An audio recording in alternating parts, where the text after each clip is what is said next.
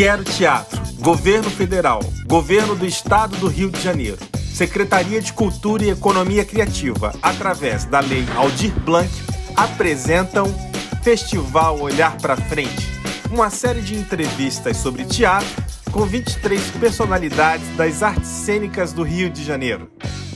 Senhoras e senhores, sejam bem-vindos e bem-vindas ao Quero Teatro. E hoje a gente está com um jovem produtor, mas que já fez coisa pra caramba, com 10 anos de carreira, Caio Bucher. Salve. Salve, meu caro. Que honra estar aqui, que prazer enorme. Ah, meu caro, eu tô há um tempão tentando fazer essa entrevista com você, mas graças à Lei Aldir Blanc a gente agora pode fazer com a estrutura bacana que você merece. Ah, imagina, estou muito feliz e fiquei muito honrado com o convite. Muito legal poder falar um pouco sobre o nosso universo, né? Sobre os bastidores, sobre os projetos. Exatamente. E você que é uma pessoa tão importante para o teatro e para a arte. É verdade. E eu fiz questão de convidar você porque você é um produtor muito jovem e você já trabalhou com muito peixe grande. Então vamos colocar aí nessa lista o Tonico Pereira. O Deus fez de mim um modelo. Como se dissesse, entre vocês homens, o mais sábio é Sócrates, que reconhece que sua sabedoria não vale nada. Eu queria que você me falasse do seu primeiro encontro com o Tonico Pereira, a história de como você chegou a ser produtor do espetáculo O Julgamento de Sócrates. Olha, o Sócrates foi assim, eu tinha vontade de montar um livro do Bukowski, que é um autor que eu estudo, pesquiso muito e adoro, e eu pensei no Tonico para fazer, né? Ele como Bukowski brasileiro, né? Com uma linguagem despojada, meio assim.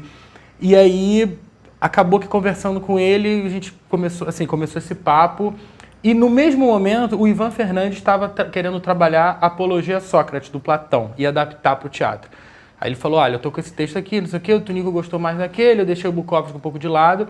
Eu tenho uma vida acadêmica na filosofia, então eu ajudei ele a adaptar o texto, né? O Ivan fez a adaptação, parte da dramaturgia toda. Dirigiu com o Tonico, a gente montou e foi o espetáculo que comemorou 50 anos de carreira dele e o primeiro monólogo da vida dele. Incrível. Ele tinha medo de fazer monólogo. Imagina, um ator do quilate de Tonico Pereira com medo de fazer um monólogo, isso existe. Foi o primeiro monólogo dele, ele falou, não, mas eu não sei fazer. Eu falei, Tonico, você sabe fazer qualquer coisa e tal. E aí foi muito legal que ficamos 2 anos em cartaz, em turnê e tal. E ele descobriu que no monólogo você não está sozinho, na verdade, né? Você tem a plateia. Então... E ainda mais com aquela linguagem do espetáculo, que era bem... que ele conversava com o público. O público era o júri, né? Que decidia se ele ia ser condenado ou absolvido. Então, assim, foi perfeito. Foi um espetáculo, foi uma bela comemoração de 50 anos que ele merece, né? Muito bom. E o Caio é aquele artista, gente, que se joga. Ele não fica esperando patrocínio para a coisa acontecer. Então foi por isso que eu quis chamar o Caio aqui, porque eu queria que você falasse exatamente para essa galera que não tem acesso a patrocínio. Como é que consegue produzir espetáculos do quilate, dos que você produz? Porque o Tonico, por exemplo, foi um espetáculo sem patrocínio, o Julgamento de Sócrates. É. Farnese da Saudade. Farnese foi um investimento do ator, do próprio ator. André Silveira. Que inclusive temos um projeto novo agora. Pro final e do você também produziu Ícaro and the Black Stars. Ícaro and the Black Stars. Agora, para falar do Ícaro, gente, eu tenho que voltar um pouquinho no tempo, porque o Caio, antes de ser produtor, era ator. Verdade. E ele fez uma peça que era você, o Ícaro, Zé Loreto, José Loreto, Ivan Mendes. Esses foram os 4 principais do núcleo. Aí teve Gabriel Chadan, teve Rafael Almeida, Dudu Pelizari, participação do Pedro Necessiano, do César Cardadeiro, Fernando Roncato, Pedro Caetano. Nossa. Passou uma turma. E era um espetáculo meio teen, chamado Garotos, que tinha uma mulherada enlouquecida por esses caras. Não tenho hora pra voltar, não. Eu agradeço tanto a sua escolta, mas deixa a noite terminar. Eu tenho que resgatar aqui aquela foto de vocês super jovens. E foi um qual sucesso. foto? Que tem todo mundo do Garotos. Ah, sim. Legal. E aí essa amizade começou no espetáculo que foi... Começou no Garotos. Na verdade, eu conheci o Ícaro no AC Pipes, que é uma peça que eu fazia antes do Garotos, com Charles Paravente. E aí a gente queria a participação dele e tal, e ele tava gravando Malhação, não rolava. Quando começou o Garotos, o processo que eu comecei, né, foi aquela coisa, né? Eu tinha uma pequena verba de um festival, eu queria fazer alguma peça voltada para o público jovem. Eu, na época, estava com 18 anos e, assim, eu quero falar para uma galera mais nova até. Sim. E eu falei, esse dinheiro aqui a gente vai conseguir fazer. Vamos lá. E aí comecei a juntar o Rafael Almeida, o Ícaro, o Marco Antônio Gimenez, foram os primeiros a ser chamados. O Marco Antônio não pôde fazer, aí eu chamei o Ivan Mendes e o Dudu Pelizari, formamos os 5. estreamos no Festival de Angra, e a gente levantou o espetáculo com o dinheiro do Festival de Angra. Tá vendo? O que era para um cachê de uma apresentação, a gente usou para levantar a peça inteira. Tá vendo? E dali foram 4 anos. Fiquei muito amigo de todos eles. Assim, tem uma relação de amizade, de carinho, de amor, de irmão, assim, por todos eles. Trabalho com o Ícaro desde então, né? Depois disso, nós fizemos o Baker Street 221B, que era uma peça de teatro físico do André Paz Leme, que foi muito interessante também. E o Ícaro and the Black Stars, né? Que fizemos em 2018 e 2019. E desde essa época o Ícaro já falava em fazer o Ícaro and the Black Stars, né? Ele sempre falou que queria fazer um musical, né, que ele pudesse contar um pouco da história dele e um pouco da black music nacional e internacional, que tem muito a ver com a história dele. E tem muitos fatos ali que a gente, assim, depois que o Pedro Brisso, né, que fez o texto, a dramaturgia, dirigiu, começou a pesquisa para escrever o Ícaro and the Black Stars, tinha umas coincidências que não são coincidências. Por exemplo, o Ícaro é do ABC Paulista, né? E o maior ícone dele, quando era criança, era o Michael Jackson, principalmente na época Jackson 5, né? Uhum. Então ele diz que o Michael Jackson é o menino do ABC e ele é o menino do ABC. Que massa! Então, assim, a gente fazia... Ele já tinha as histórias para contar da vida dele, a relação com esses artistas, né? E aí o Ícaro and the Black Stars, quando surgiu a ideia, já foi, enfim, foi uma união perfeita, né? Que legal. E muito divertido, muito pra cima, né?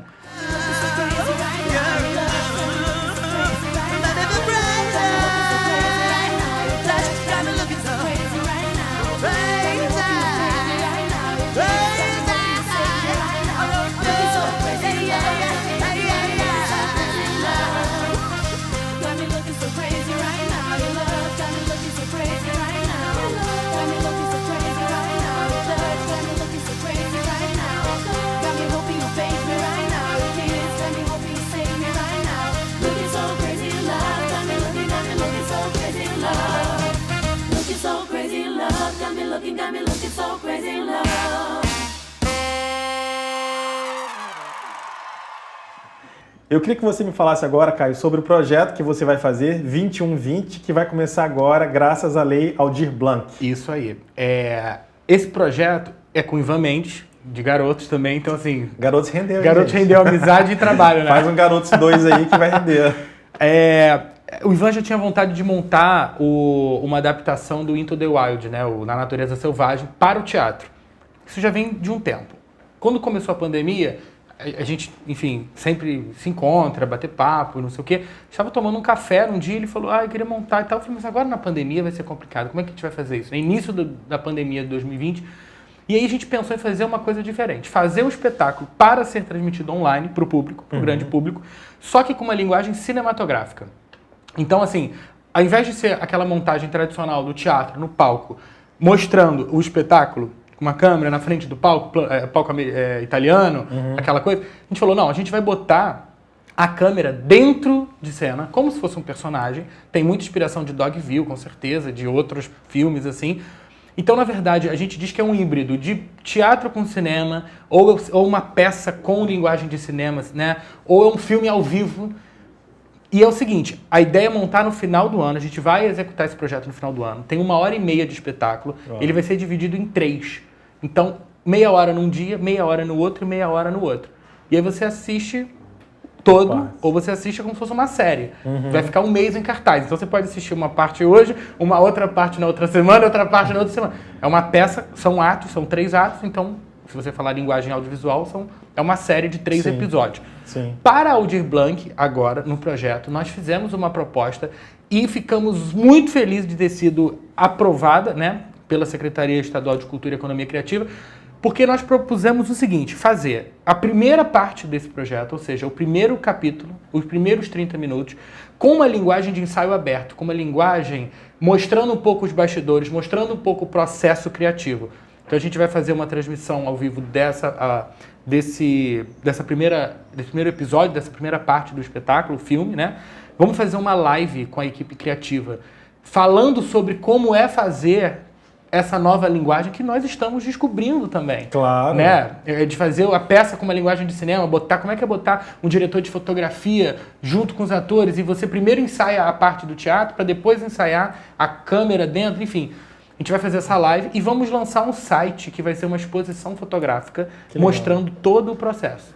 E isso que você está começando agora, você acha que vai ser uma tendência pós-pandemia? Eu acho que vem... Eu acho que, na verdade, assim, já estamos com uma nova linguagem. Mas isso de cinema e teatro ainda é meio inédito. Eu acho que é meio inédito. Do jeito que você está fazendo. Pois é. É um projeto ousado, mas você sabe que eu gosto de assim, a gente tem que, né, tipo assim, vamos inovar, vamos pirar mesmo e se jogar. Então, eu acho que precisam e precisamos, né, me incluo nessa, assim, de novas linguagens. O teatro, ele sempre vai ser, a minha opinião, que o teatro sempre vai ser o teatro da forma que ele sempre foi. Mas temos que entender que assim, a tecnologia, as novas redes sociais, as novas mídias que vêm surgindo, o streaming que está crescendo muito, isso tudo tem que ser levado em consideração e pensar como é que a gente pode juntar isso tudo ao teatro. Né? Eu não acredito assim, muito num teatro que seja só o teatro, eu acredito no teatro como uma grande experiência. Fiz um festival uma vez que você chegava, tinha uma festa no Teatro XP, né? A festa da comédia carioca. Era uma festa rolando com DJ, era uma ocupação de uma hamburgueria, food trucks e tinha bebidas, aí você chegava, aí você ouvia o DJ, daqui a pouco você entrava, assistia um show de humor, Nani People, Eduardo Sterblitz, não sei o quê. Você saía, continuava a festa rolando. Isso vira uma experiência. Sim. Então, assim, a gente tem que levar isso em consideração, sabe? Claro. Juntar as artes plásticas, as artes visuais com o teatro, juntar o cinema com a música, não sei o quê. Fazer uma coisa híbrida que vira um evento, né? Um evento, exatamente. Um happening. Eu acho que essa pandemia foi muito importante para acelerar um pouco esse processo. De descobrirmos novas formas de contar histórias e de fazer teatro, e de fazer cinema, e de fazer... Né? Porque assim, eu que trabalho com digital e ligado ao teatro, eu digo com propriedade, o pessoal do teatro é muito analógico. Não se ofenda, mas muito analógico. Então, assim, a gente tem que usar a força da internet, né? Claro, com certeza. Banheiro de mulher é muito interessante, que você chega, pode não fazer nada, fica horas assim. Ninguém sabe por que tem uma hora que a amiga fala assim, agora ficou ótimo. E me fala da Elisa Lucinda, você tem um projeto agora com ela? Temos projetos, né? A Elisa, ela tem a Casa Poema, né? Que é o projeto dela de poesia falada e enfim. E eu acabo que assumo a parte de teatro, né? Dos projetos dela. Ano passado fizemos o Parem de Falar Mal da Rotina, comemorando 18 anos de sucesso, 18 anos em cartaz. E o público de quantos milhões? Muita gente. Quantos milhões já assistiram? São muitos milhões. Parem de Falar Mal da Rotina. São 6 milhões de pessoas que já 6 assistiram. milhões de ou mais. espectadores assistiram. Ou mais, eu acho. Quer dizer, você tinha 12 anos quando ela começou. Exatamente. Eu tinha 12 anos, ela já estava fazendo. E agora eu produzo a peça. Muito legal. Ano passado fizemos online, né, para comemorar os 18 anos. No Festival de Angra, também online, fizemos um recital brasileira, que ela é um grande recital de homenagem à poesia de língua portuguesa. Ela e a Giovana Pires, com supervisão do Amir Haddad, fizemos no Fita, e é um projeto que vamos continuar fazendo. Agora, na Semana da Mulher, agora em março, vamos fazer Palavra é Poder, que é o novo solo da Elisa, também online, vai ser transmitido online para todo mundo, todo o Brasil, que ela fala do poder da palavra, o poder da mente, do pensamento e, enfim, a força da palavra, né? E ela, como atriz, poetisa, jornalista e tudo mais, enfim, tem propriedade para isso. Total. E temos alguns projetos ainda em desenvolvimento, assim. A Elisa não para, né? Muita ideia e a gente, nem pode parar mesmo. É isso aí. Estamos nessa. Caio, eu quero que, para encerrar nossa entrevista, você olhe para aquela câmera e dê um conselho para aquele cara que quer produzir, mas não conhece ninguém, não tem dinheiro, mas ele quer se jogar. Olha, eu acho assim, quando a gente tem uma ideia, já é um caminho. E eu falo isso em sala de aula, sempre falo para os amigos e para todo mundo. Nunca boicote a sua ideia, porque toda ideia pode ser boa. O que vai fazer ela ser sensacional é a forma que você vai contar. É como que você vai produzir, é como que você vai transmitir ela para as pessoas. Né? Às vezes a ideia parece meio, não, ela pode ser incrível. Eu sempre dou um exemplo do Ladrão de Bicicleta, do Vittorio De Sica, né, do filme, que a história é uma história que se contar, você fala, que bobeira. Você vai ver, o filme é um filme lindo, belíssimo, maravilhoso, que a forma que ele contou fez toda a diferença. Então, a primeira coisa é não boicote a sua ideia. Segundo, não dependa de muitas burocracias para realizar. Lei de incentivo, editais e tudo mais. Acontece. Estamos aqui na Lei Aldir Blanc, que está sendo incrível para todo mundo. Incrível, obrigado. Muito obrigado. Mas Cultura. assim, não vai ter toda hora isso. E aí, como é que vão fazer? Como é que nós vamos fazer? A gente tem que botar a cara, tem que se organizar, tem que insistir. Vai ser muito não. E depois a coisa vai fluir. Eu acho que a primeira coisa, o primeiro passo é você ter a ideia. O segundo passo é você tomar uma decisão, que é assim, vou realizar essa ideia. E aí depois é fazer. Custe o que custar. Eu, quando coloco uma coisa na cabeça, eu vou. Se eu falar, eu vou produzir esse projeto, eu vou produzir esse projeto. Só para contar uma história que o próprio Caio que me disse, a Nani People veio fazer um espetáculo aqui, ele procurou um hotel para apoiar, porque ela mora em São Paulo e a gente está no Rio de Janeiro. E quantos hotéis você foi para ouvir um sim? 32 quase. 33º que... Eu entrei no hotel e eu cheguei e falei, vim aqui falar de parceria, queria falar com fulano de tal, que era o gerente de marketing, a menina da recepção falou, ele não tá, ele tá em reunião. Eu falei, que droga, porque eu queria propor uma parceria com o projeto da Nani People. A pessoa vira atrás assim, oi? Eu falei, oi. Ele falou assim, eu sou o fulano de tal, era o cara. Eu falei assim, oi? Ele falou, Nani People, eu sou fã dela, vamos conversar. Eu fui pro restaurante do hotel, tomei um café, falei com ele. Ela ficou 2 meses hospedada nesse hotel, em São Conrado. Foi maravilhoso. Depois de 32 não. Então, isso. não desistam. Você faz teatro. Olha, você tem formação teatral? Eu falei, tenho. Ele falou assim, eu sou produtor da Globo. Eu falei, eu sou Suzana Vieira. Tô lá em Goiás, bicho, na puta que pariu, aqui na Globo, aquela Globo, você acha? Não, é verdade, eu quero falar com você. Lauro Macedo, Santo Lauro Macedo. Aí chamou falando, você toparia fazer um teste? Meu filho, até de gravidez, eu tô no ponto, eu topo qualquer coisa. Muito obrigado, meu querido. Obrigado você. Foi um prazer enorme te receber aqui. Prazer meu. E sigam o Quero Teatro nas redes sociais. Muito obrigado mais uma vez à Lei Aldir Blanc, que permitiu que este projeto acontecesse de forma digna. E a gente se vê nos teatros por aí muito em breve. Até já!